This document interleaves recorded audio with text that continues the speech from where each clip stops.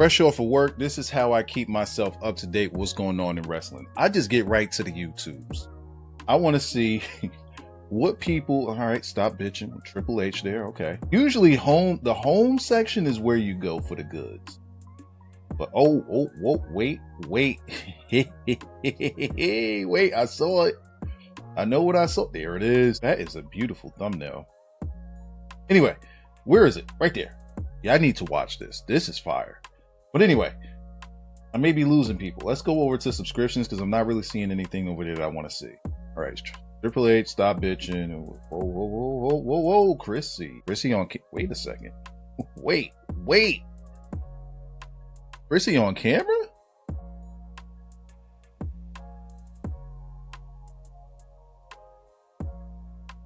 All right, you know what that means. We got to get in there. We got to get... I mean, is she on camera? Because sometimes she put herself on thumbnail and she's not on camera. We got to get past the ads. Hey, we play the ads over here. All right, Chrissy is on. Hold on a second. See, I fuck with Chrissy. I don't think I've ever mentioned her here on this channel. See, Chrissy doesn't know me. Well, I did hit her on Instagram. Chrissy doesn't really know me. She doesn't know this channel. This is Biggie Shorty right here. And if she gets the reference, God bless her. But I feel like I got to set the tone a little bit. But I just wanted to make sure that I met her halfway. So we got the pink background, got the pink lights. Okay, I think we're there. Gonna meet her halfway. See what Chrissy has to say. All right, so Triple H thinks creative is funny is the topic of conversation here. And it looks like she's going to be talking about what? Paul Heyman on Triple H. I did not see this interview. I have no idea what it's. I am a sucker for a girl. You know what? I've already set the mood. I'm going full on goon mode right here. Let me make sure that I got the right smell goods. Gotta smell good for Chrissy. Should I go with Sex in the Sea? Should I go? You know what? We're not going to do Sex in the Sea. That's a little too strong. You know, for the first date, I don't want to give off the wrong impression. We're going to go with Soul Cafe for this one. We got to set the mood. Gotta set the mood. Oh my God, that smells good.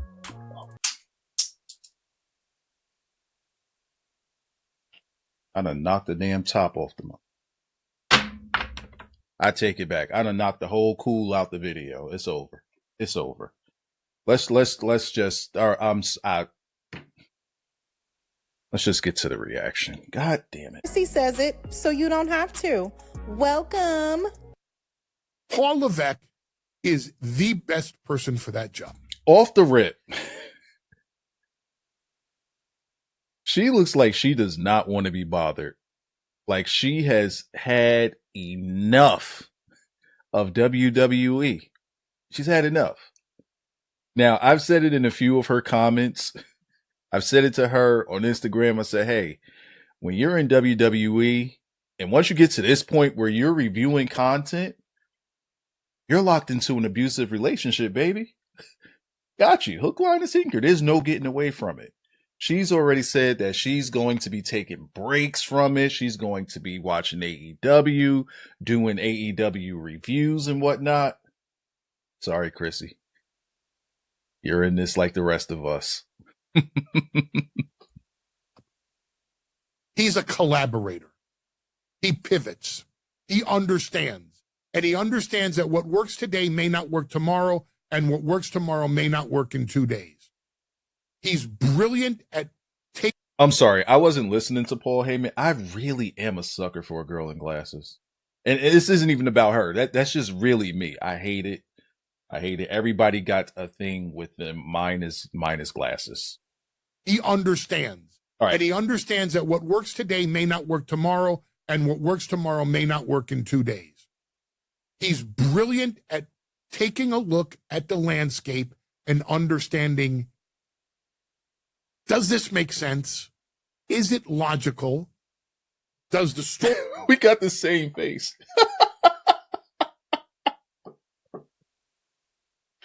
So off the rip, when you listen to Paul Heyman, you have to listen to specific wording. Paul Heyman is extremely careful with what it is that he says, and you have to read between the lines. And there already he has said something that is questionable to me.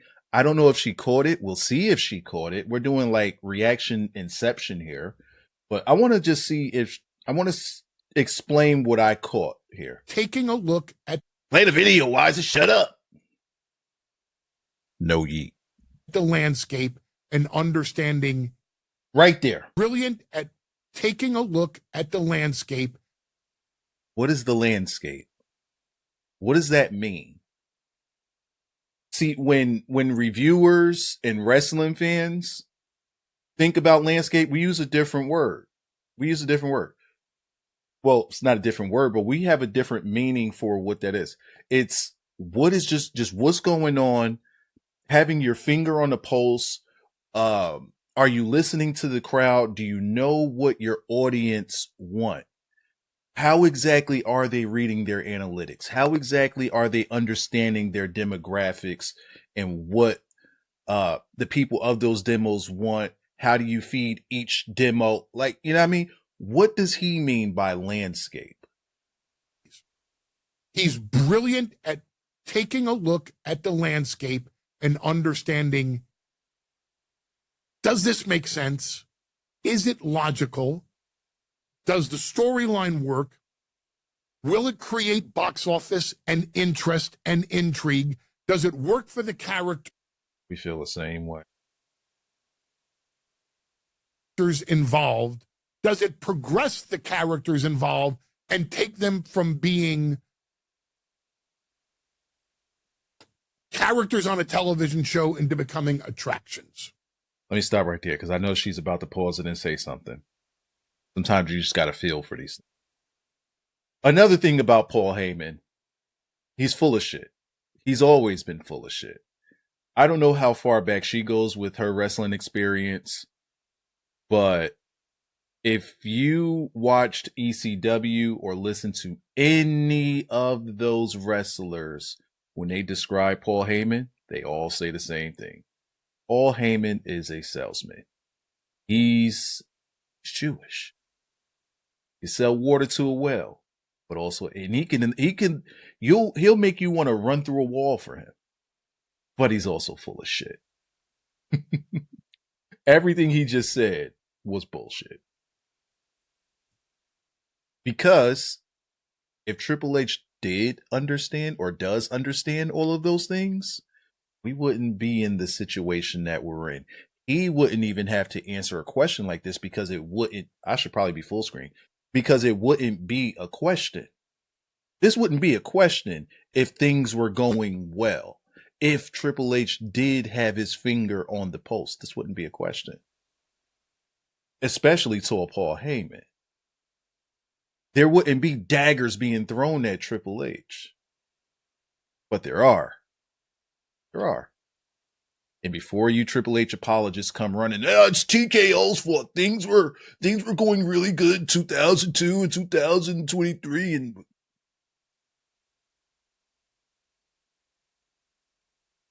all of y'all be falling for the bullshit. Look at the past 8 to 10 months. You want to look at the past 8 to 10 months? Are you sure, Paul? Are you sure you want us to look at the past 8 to 10 months? Are you sure about that? You sure about that? I don't think you're sure about that. Past 8 to 10 months. WWE. Obafemi has become an attraction. Yes. So that was the clip. That's the whole thing? That's everything? That's it? All right. I'll let her cook. Paul Heyman talking about, creative, how Triple H is the man for the job and all of this. Now, I'm going to go into that, but I'm also going to put something else up on the screen, okay? So if you guys look here. Let's take a look. I'm not sure if she's gonna. Matter of fact, let's see if she reads it. Triple H did also an interview, and I just think people need to stop talking at this company. Just shut up, stop talking. So I'm not going to read it, but it's Okay. She's not going to read it, but I will. Triple H wants to remind fans to have fun. People at the top of WWE will often talk about trying to cater their product to everybody in the fan base. In an interview with Stephen A. Smith, which I didn't see, Triple H spoke about how the company is currently succeeding. Pardon me. Everybody in this company is full of shit. Do we read the quote? Let's read the quote. I think that we bring an event to you that is always going to be exciting. Well, that's not right. That is always going to surprise and God damn, these people just be lying. We bring a little bit of something for everybody. You don't bring anything for me. Can I get something? I want something. Can I have something? Hold up. Let me join Chrissy so that you guys could see. Hey, Chrissy, I'm on your side now. Just so that you guys can see the quote. There's an entertainment component of Danhausen. There's a seriousness component of a Brock Lesnar and a Roman Reigns and a Cody Rhodes, Rhea Ripley, Becky Lynch is serious, and Jade Cargill, right? Wrong. There's a serious nature of it, but the storylines keep you... Oh, God, bro, stop lying. What storylines? What storylines? Is there a storyline that I'm missing? There's a serious nature of it, but the storylines keep you hooked. Huh?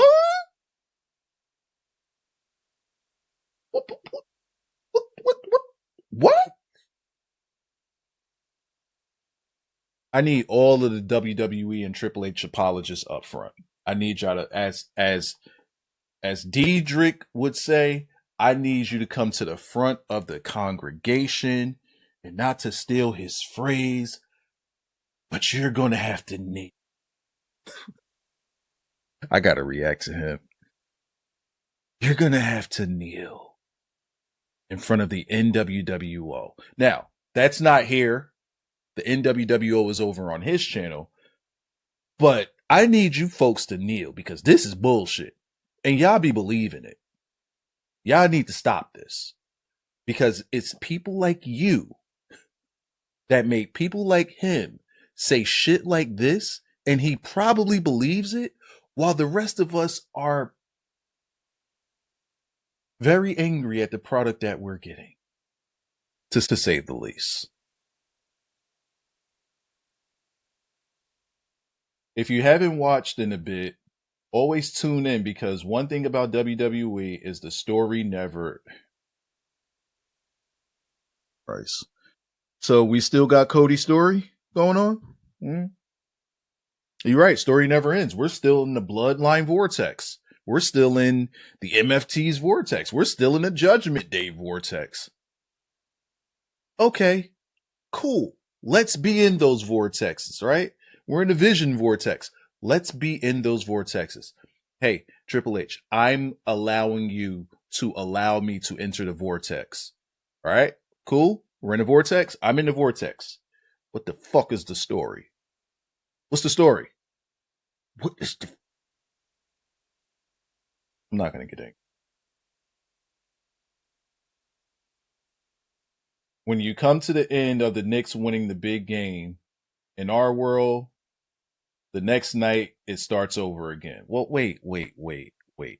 How does it start over if it doesn't end? How does it start over if the storyline doesn't end, or the story doesn't end? That's what he said, right? So how does it start over?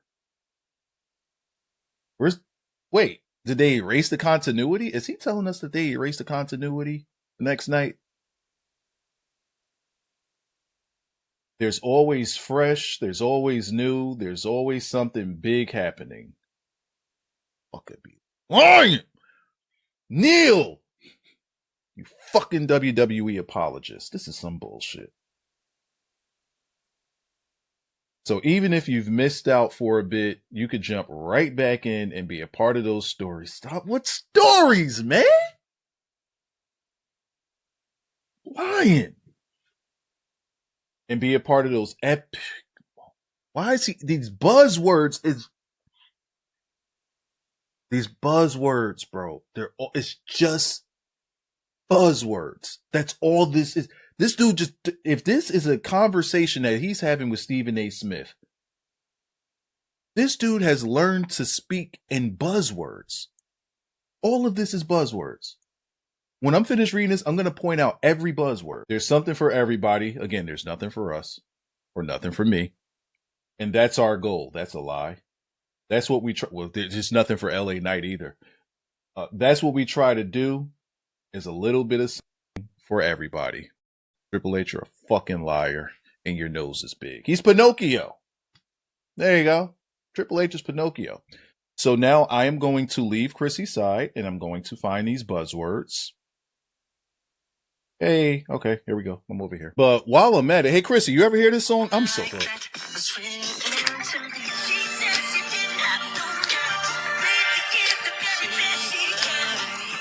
I must say, I smell delightful right now after spraying on Soul Cafe. Ooh, I'm not trying to sell anything, but let's point out these buzzwords. Let's see. I think we bring in this. It's going to be exciting. That's one. It's always going to surprise and delight you. Okay, all right. Bring a little bit of something for everybody. There's an entertainment component of these people. There's a serious component of these people, right? Serious nature. The storylines keep you hooked. There's another. If you haven't watched in a bit, always tune in, because one thing about WWE is the story never ends. That's a lie. When you come to the end of the next one, the game, night starts over again. It's always fresh. Buzzword. There's something always new. Buzzword. There's always something big happening. Buzzwords. So even if you missed out for a bit, you can jump right back in and be a part of those stories and be a part of those epic buzzword moments. Buzzword. There's something for everybody. That's our goal. That's what we try to do, is a little bit of something for everybody. All right. Long ass video. You people that are at work or driving on a truck, I hope you appreciate this. Nice long video for you. Hey, how you doing?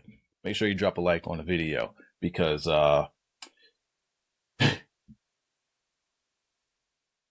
I've been recording for I don't know how long, and we're only a minute and a half in.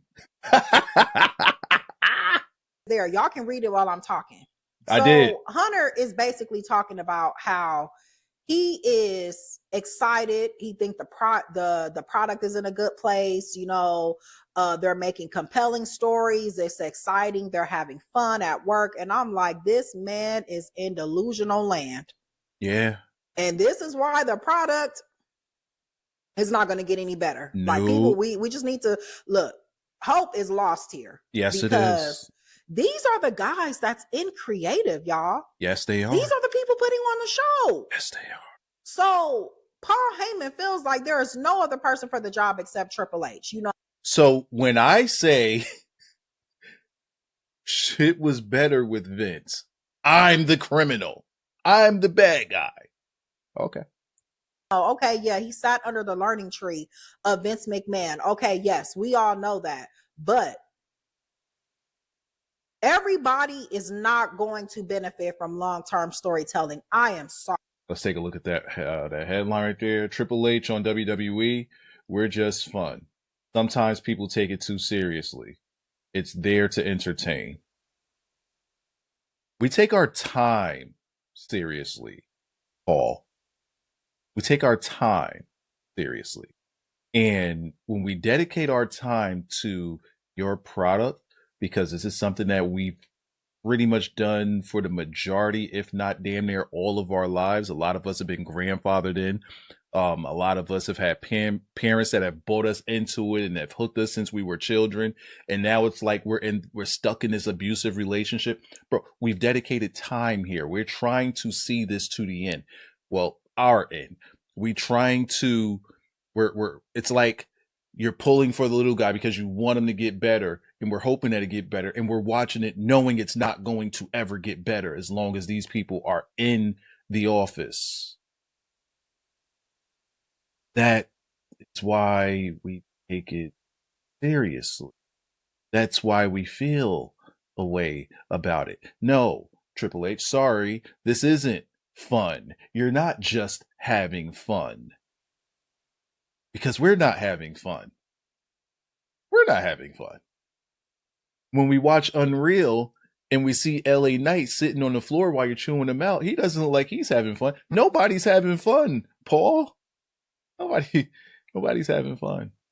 I'm not having fun. Are you having fun? Are you guys in the comments? Are you guys having fun? I'm not having fun. Sorry. I've completely taken over her video. I'm sorry. Paul Heyman emphasis, I feel like they were blaming the fans. Like, oh, well, they want instant gratification. They want things right now. Okay, so she's talking about something that happened in the interview that she didn't play. So I'm going to take her word for it. I know it's not verbatim. So we'll take the paraphrasing at face value. Let's see what we got. You know, and then what? I feel like that is you guys' job. Once somebody finishes something, it is creative's job to give them something else to do.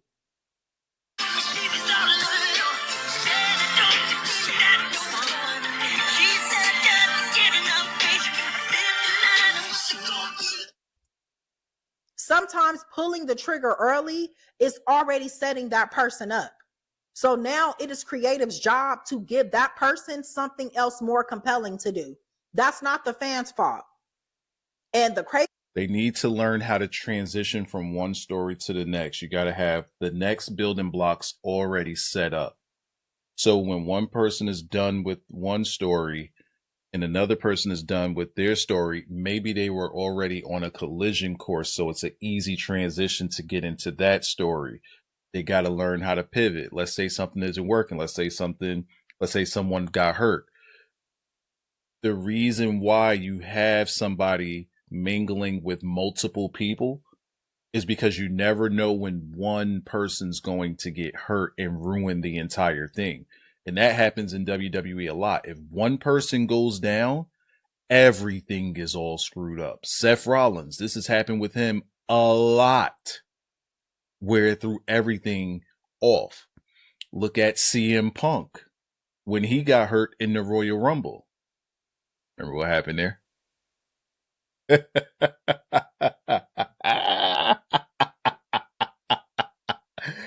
Woo! Crazy thing is, we are sitting through this. Yeah. So we see. Yes, we're giving them our time. Yes. The errors in this product. We just do. We see it more than they think. And they're blaming us because you're complaining or you don't like this or you want something right now. Let me tell you something. Obafemi beating Brock Lesnar should have stayed that way. It shouldn't be no 3 for 3.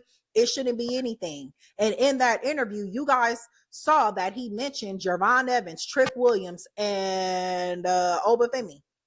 They're building attractions, right? I love that when people are talking about who WWE is investing in, it's always them three. It's all like everybody says those three names. Applaud that. Applaud that. Because not too long before they came onto the main roster, everybody was kicking Triple H's back in because I don't see color. Remember that? Hey, let's give them these three, but we got to push them so these people get off our backs. I don't see color. That's what head ass. They said. They're building attractions. You guys need to be building these guys, not to be attractions, to be main event stars. Pay attention, you guys. Hold on. Not to be attractions?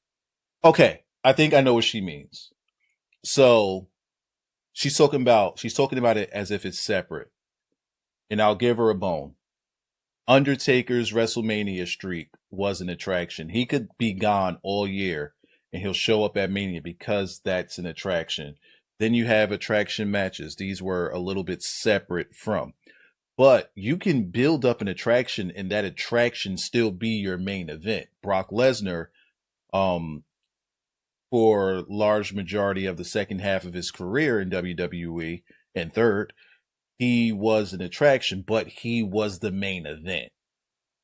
until he was no longer the main event. He became just an attraction. So you could do both. You could do both for sure. Just because you're an attraction doesn't mean that you're not the main event. You can be the attraction. I'm over here like looking at the screen, talking to her as if I'm talking to her.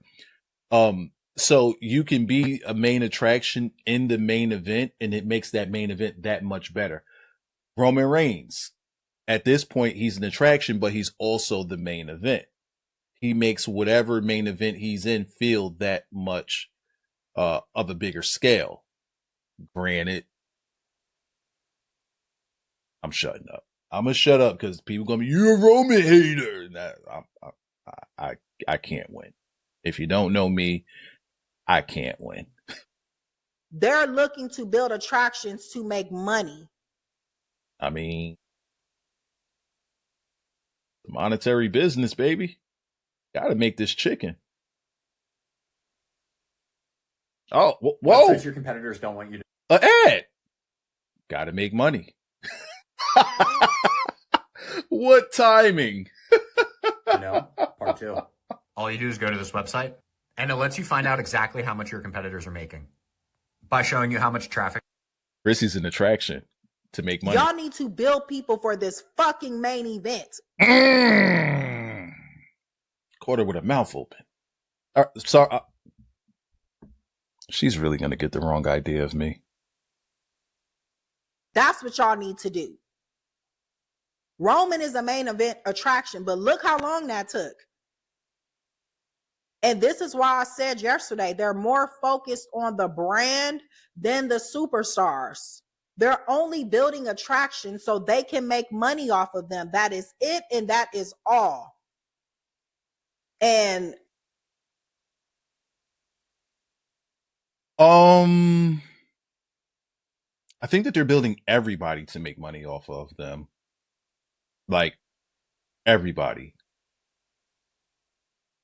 So I saw this thing that Jinder Mahal put out where he talked about, or he broke down how a WWE contract works.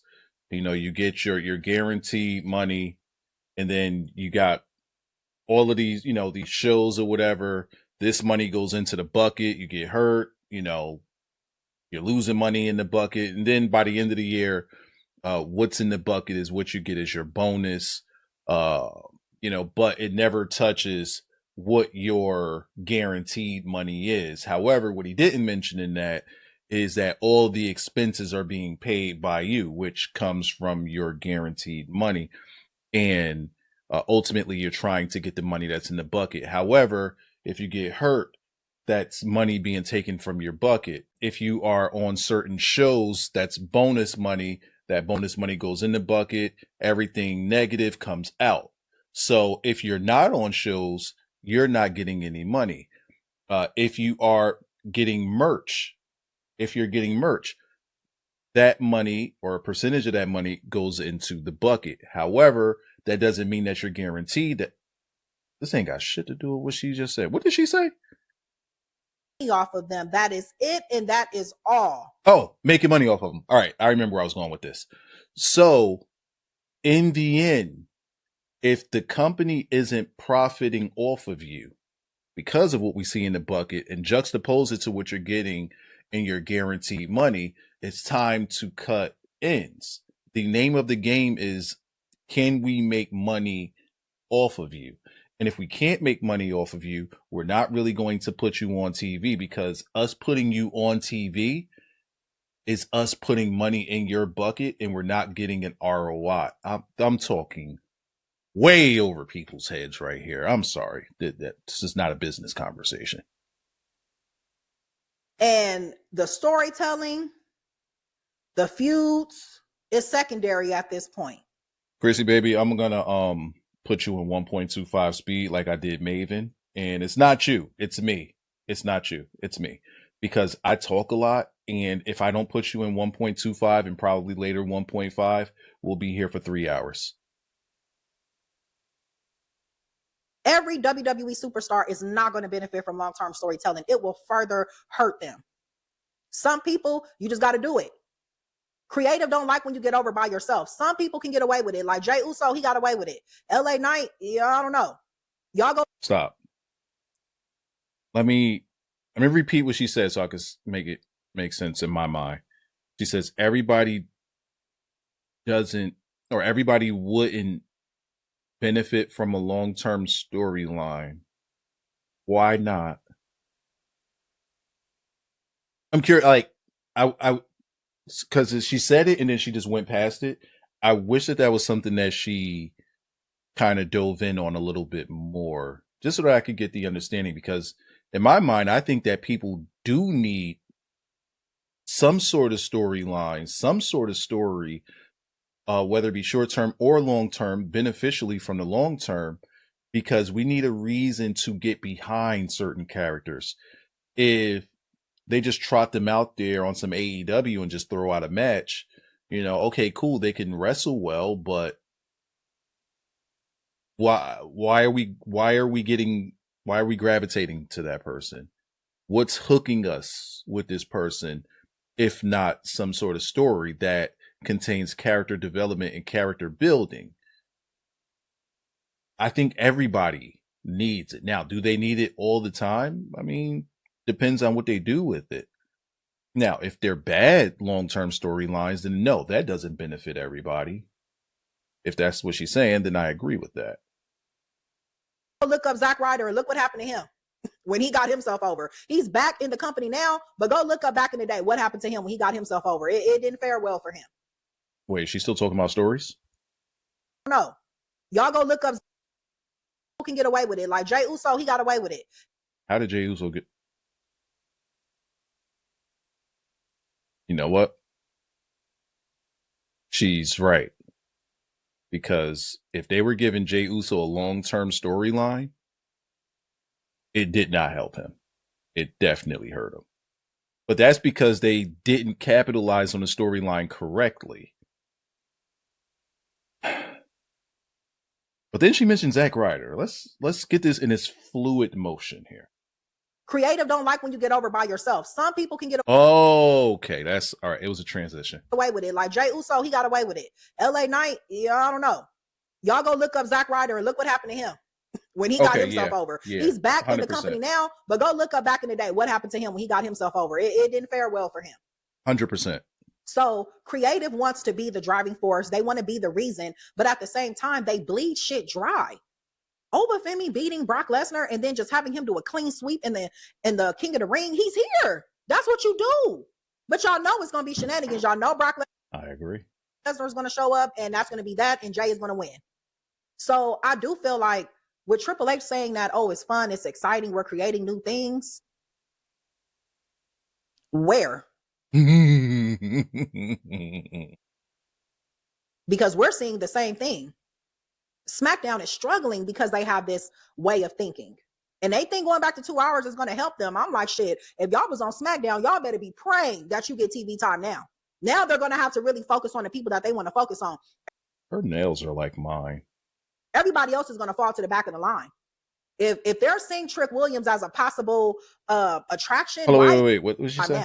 Now they're going to have to really focus on the people that they want to focus on. Everybody else is going to fall to the back of the line. If they're seeing Trick Williams as a possible attraction, why is he in the mid card? I know some people. That was something I was saying in the very beginning. Like when he, let me unpause this. Think like, oh well, he has. There we go. Make it a little more flattering.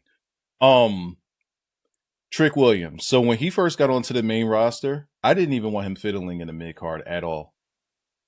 I was one of the people that's like, yo, just shoot him up to the top or immediately. That does not mean put him against Cody.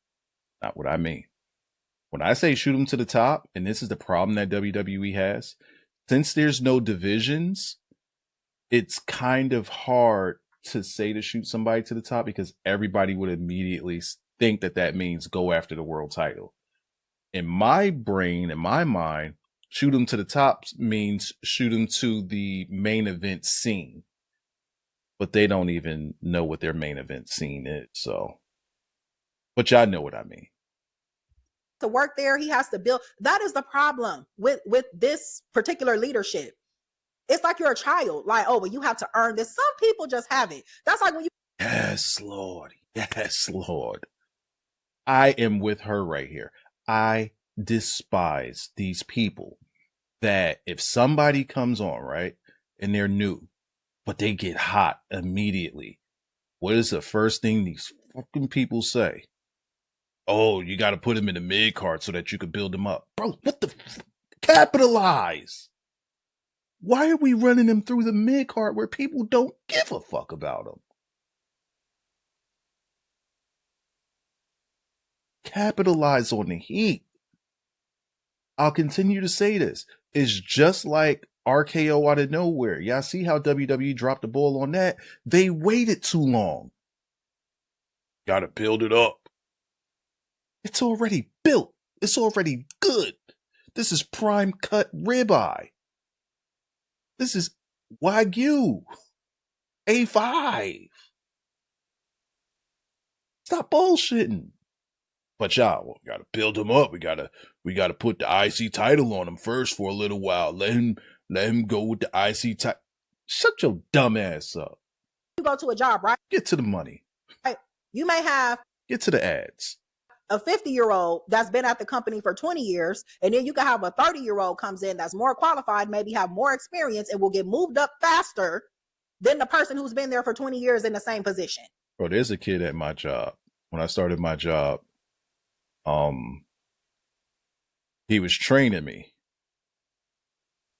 I'm like, you look a little young. He was like, yeah, I'm 19. I said, what the fuck? Like, how long you been here? He was like, I think he said like 2 months.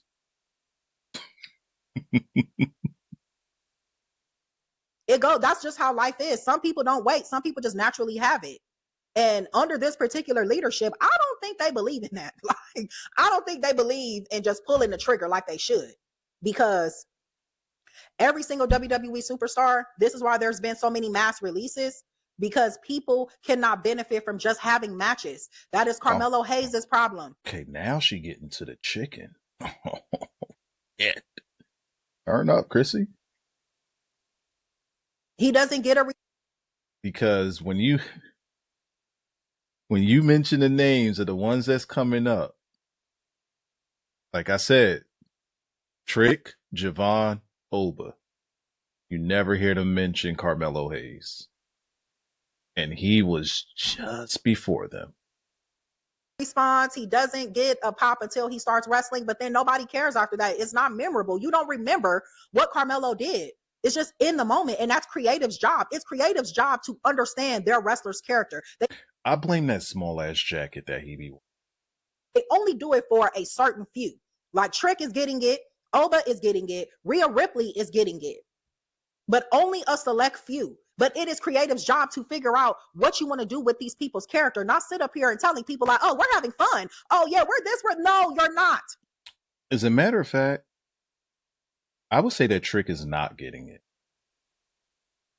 So when Trick got to the main roster, they kind of had him a little bit neutral, but the crowd took to him immediately. So they started pushing, and they started putting layers and layers and layers on top of what they wanted to do with him to establish his character. But now, since he's won the title, you don't really see anything new. You don't see any new layers that they're adding with Trick Williams. Because now with Trick Williams is what you see is what you get. I feel like they've stopped developing him. Sure, he looks like the guy that's leading the division. He carries himself like the guy that's leading the division. However, what's new with Trick? Like, at least with Javon, you could see like they're giving him TV time. But what Javon does that's so special is he tries to stand out on his own. He tries to get over on his own. What he's doing, I don't believe that that's them telling him to do that. Be energetic, get in the crowd, try to get him to love you. And his ring work is superb for somebody that age. That's all him. That's all him. Just To me, he's like a guy just says, yo, just give me the TV time and I'm going to make this work. Because they're not giving Javon anything either. But he's making something. Oba.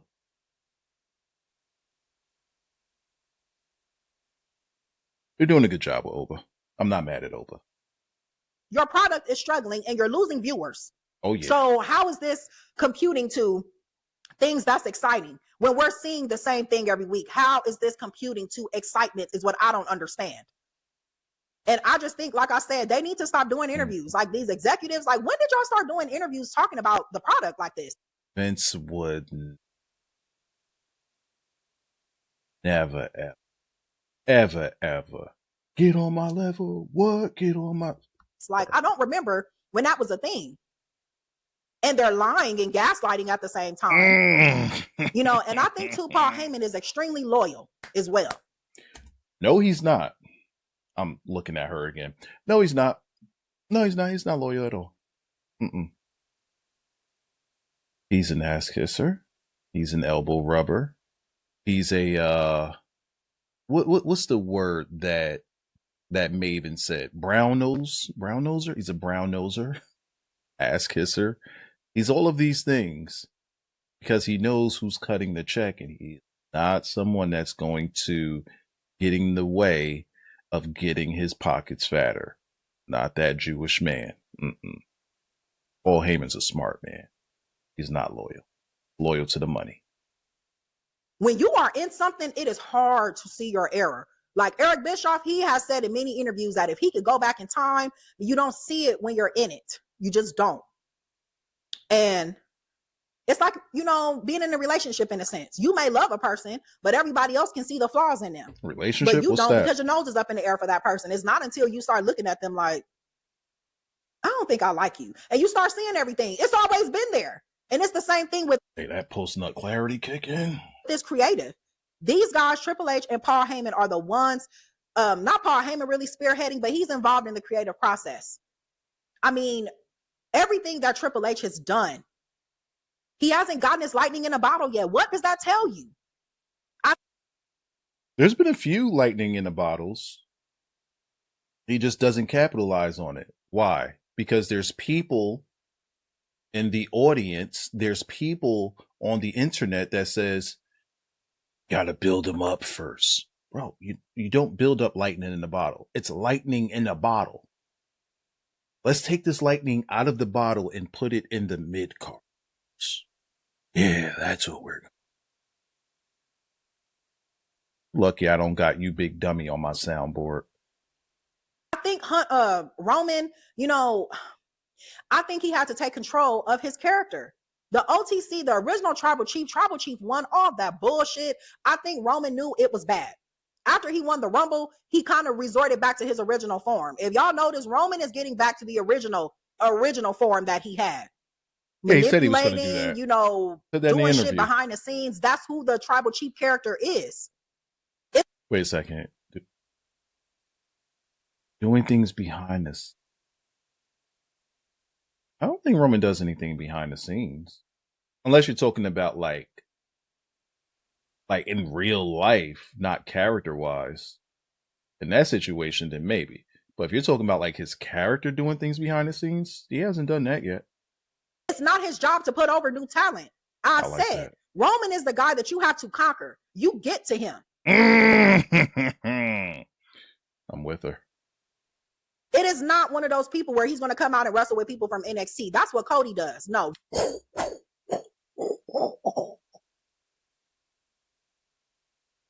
Oh, hey, leave them bullshit wrestling matches to Cody. Let him deal with that. Roman don't do that. Oh, and the same thing with Cody. If Triple H is doing this interview or Paul Heyman is saying all of this stuff on Chris Van Vliet, why haven't they been able to give something for Cody to do after he finished his story? That's how you know all of this. Since WrestleMania 39, I've been saying this. When Cody finishes his story, then what? He lost. WrestleMania 40 came knocking. What did I say the entire time? When Cody finishes his story, then what? Here we are, just went through WrestleMania 42. Still don't have an answer for that question. They're just winging it. Then what? Shit is bullshit, because at the end of the day, Cody has not been in anything meaningful since Roman. They had it with Randy, but they dropped the ball. Adding Pat McAfee and Jelly Roll. Well, what are you guys doing? Whoa. Hold on now. Slow down now, baby. Hold on. Put respect on Big Jelly. You're gonna put respect on Jelly Rolls. Jelly Roll. Because they're focused on the brand and not the wrestlers and not the story. You guys had another compelling story in Randy and Cody, but they couldn't pull it off. They couldn't pull off John Cena's heel turn. They can't pull off anything. Let me stop you right there. Let me put a little knowledge, some things that people may be overlooking. So the Jelly Roll and the Pat McAfee was added by TKO, right? Here's what the problem is. And she was on the cusp of it, but this isn't something that people notice to or think about. But because she said something, it triggered something in my brain that brought up this thought, which is, okay, TKO wouldn't have to add to y'all's story if y'all's story was bringing in numbers, right? That's number one.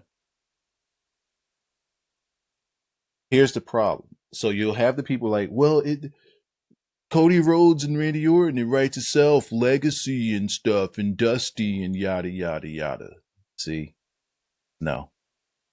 Because if they ever gave us the answer to what's next, and they made Cody a star, then he wouldn't need anybody to add on to his match to sell night one. Notice this. Did they do that for Roman and Punk? Hell no. Didn't even tease it. Nothing. Mano y mano. This is the match. And it sold. Now they struggled with them tickets because ticket prices were stupid.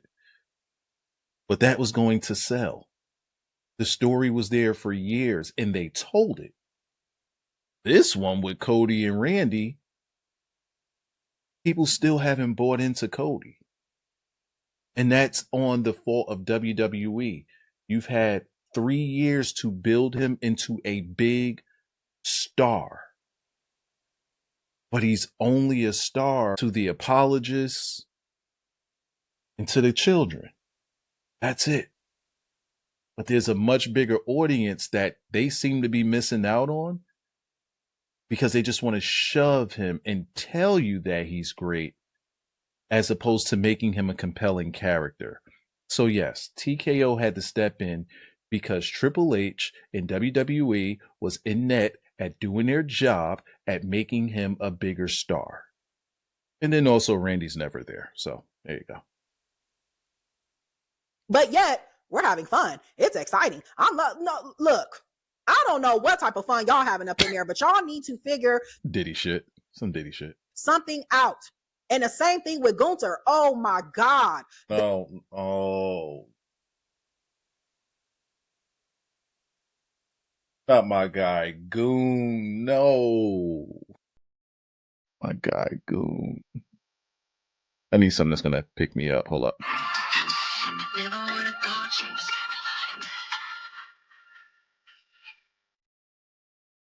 Mm-hmm. Okay. They have ruined Gunther. Like, Gunther used to have the aura. I think Vince the moment they broke up Imperium,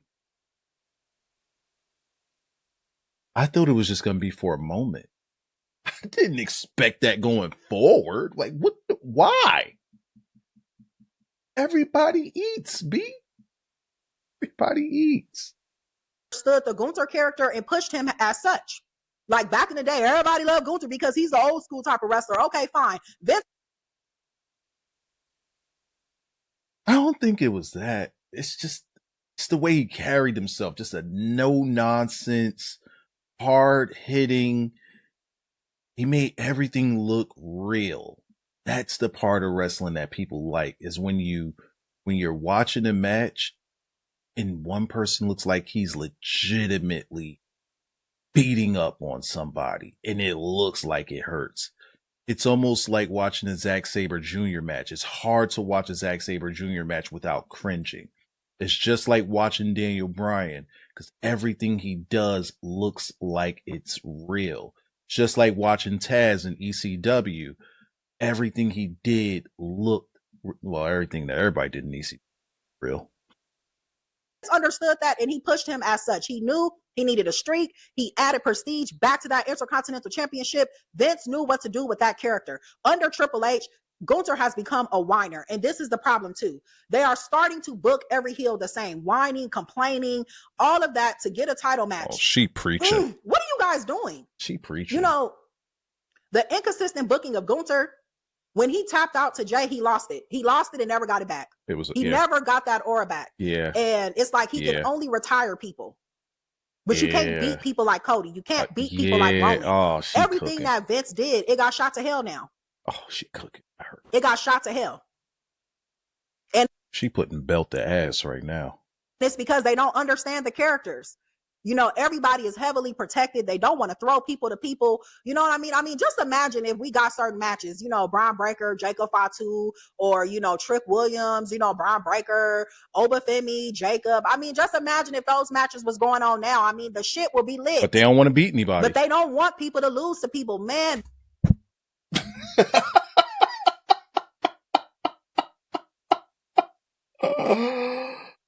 Oh, God. Hey, if this isn't my spirit animal right here. The booking is so protected now. It is crazy. Like, people can't even take a loss now. Triple H lost to Stone Cold. Stone Cold lost to Triple H. Shawn Michaels, like, shit, you're great. Bret Hart, everybody lost to win. I mean, that's just how it is.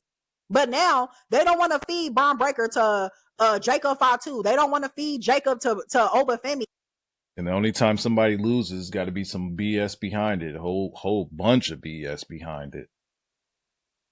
Because people have to be protected, baby. That is how feuds and stories start. So you expect for every person to win every match. Like when we did that live stream where we watched the build up leading into the very first Elimination Chamber, we got a lot of Triple H, RVD, Booker T joined into it, Jericho, and people were losing left and right. There was no protection in this stuff. And if you wanted somebody to lose, but you wanted to protect them a little bit, then you make the loss brutal. You get a weapon. You do something dastardly, but it was you that did it. You brutalize the person beyond what you're supposed to, and that's the win, as opposed to we wrestled and I 1, 2, 3'd you. No, I'm going to take a chair to your ankle, you know what I mean? Bust you over there. I'm going to do something when the refs, I'm going to cheat. I'm going to do something. You know what I mean? But now the way they do it is a distraction. It's a roll up. Somebody in the crowd farted. Like, it's just something stupid all the time because they don't want to beat people. So they give some bullshit excuse as to why they won. And sure, you can give a bullshit excuse, but let the bullshit excuse be something that we like, such as somebody cheating, such as somebody going above and beyond the level of violence that is in a regular match when they're not supposed to. Maybe somebody goes too far and they get DQ'd because they lost control. Anything beyond the bullshit that they give. Soft. SAWFT, soft. That's what they say, right? And to try and protect something, you got to have shenanigans. This is where we are. And this is why Gunther is looking how he's looking. Because of that, it's the inconsistency. If you truly don't trust Gunther to be in the main event scene and have him beat main event people, then y'all should have kept him in the mid card, kept him going after that Intercontinental Championship. Because what they're going to do is book Gunther the same way that they did Drew McIntyre. Oh yeah, maybe of course. CM Punk comes, and I don't know, but that's clearly what they're doing. And Triple H. See, and that's the other thing. Because of the way that they've been, not even they, because of the way Triple H has been doing Gunther, people really think that Gunther is trash. What do you see in Gunther? Gunther's a jobber, XYZ, he's a bad wrestler. Bad wrestler. See, when they allow Gunther to have a good wrestling match, and this is where I got to give all praise and respect to Punk, because Punk is not going to allow himself to have a bad match. Not going to allow it. And when you saw that match with Punk and Gunther at SummerSlam, best match of the show. Both nights. And you got to see Gunther be Gunther. You got to, like, that to me, I believe was his best match on the main card or on the main roster. Because he finally got to be himself in a match without holding back. Now, he lost, granted. But then, okay, cool. We give him Cody. And what the fuck was that match? Okay, you give him Cody again on the following SmackDown. What the fuck was that match? Not Gunther. If we get the Gunther that we got against CM Punk running amok, who touches him? Who touches him? But they water him down. But then you people will be like, Gunther's a jobber. Why do you like Gunther? But do you not see what he can do when they let him do things? Do you not see it? Am I bugging? Look at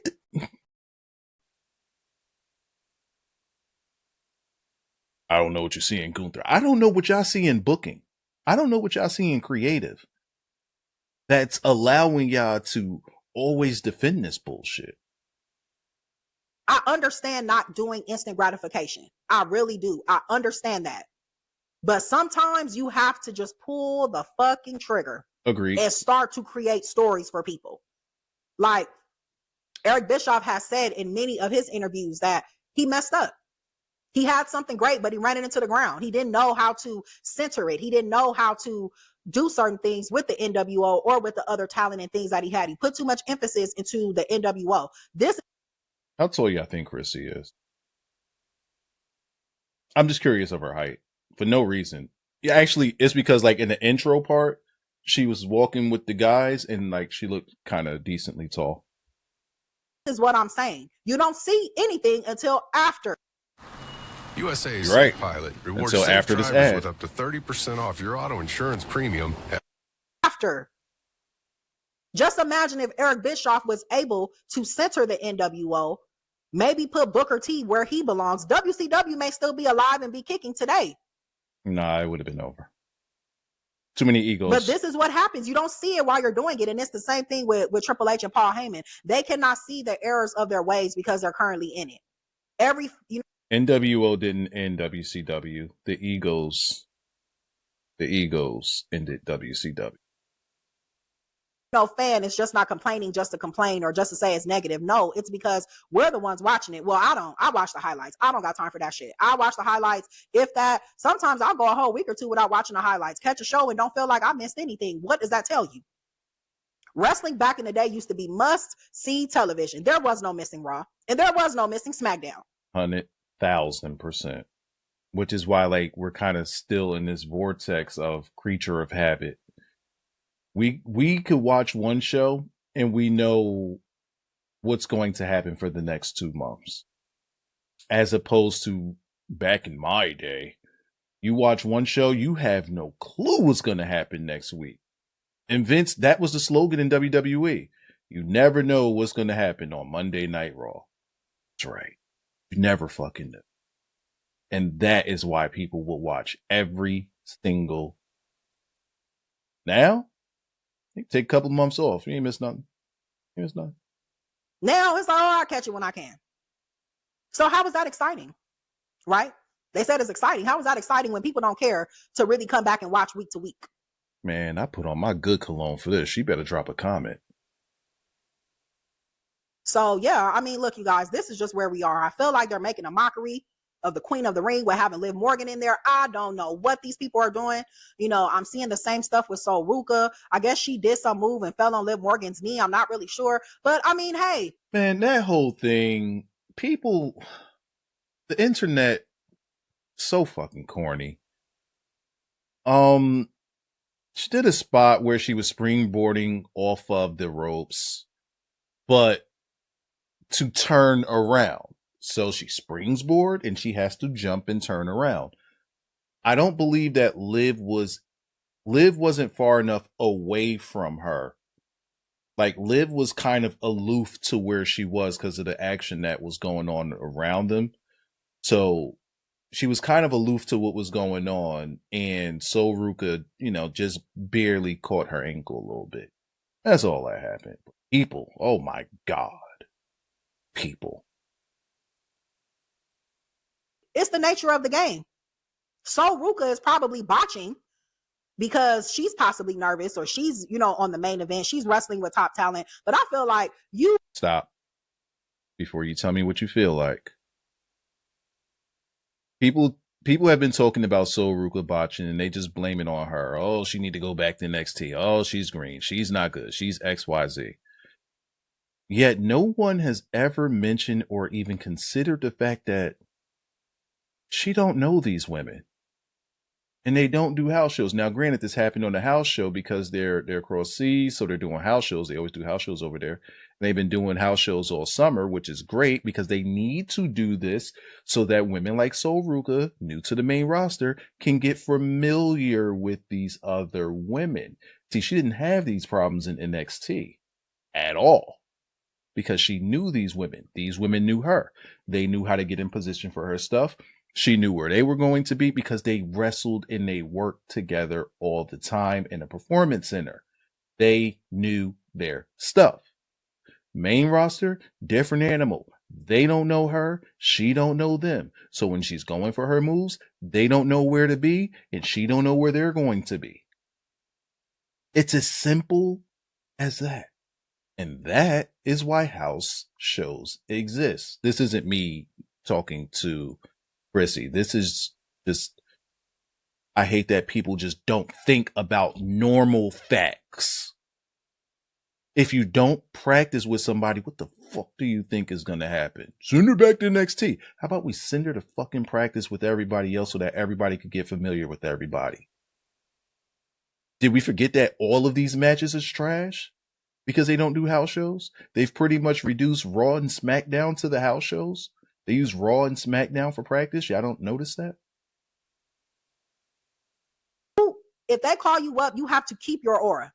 Because if they call you up and they push you and you start doing the stuff that Sol Ruka is doing, you will get released. I don't think Sol Ruka's getting. There's no chance of Sol Ruka. Nah. You know when they are investing in somebody, they're really high on Sol Ruka. Or you will get put to the back of the line. And they ain't gonna even put it to the back of the line. Nope. She's gonna keep getting pushed. Then it may take them a while to kind of circle back to you. So Sol Ruka better be careful. Nah, no. See, that's the worst thing that Sol Ruka can do is be careful, because now all of that, and she had to, you know, kind of block out her Twitter. Now she's been hearing the noise. Now she's seeing the botches. Now she's seeing someone gets hurt. And what does that make you do? It makes you slow down. It makes you second guess yourself. Now you're not doing what comes natural to you. And because of that, you'll either hurt more people or you'll hurt yourself. She needs to put her foot on the gas. That's what she needs to do.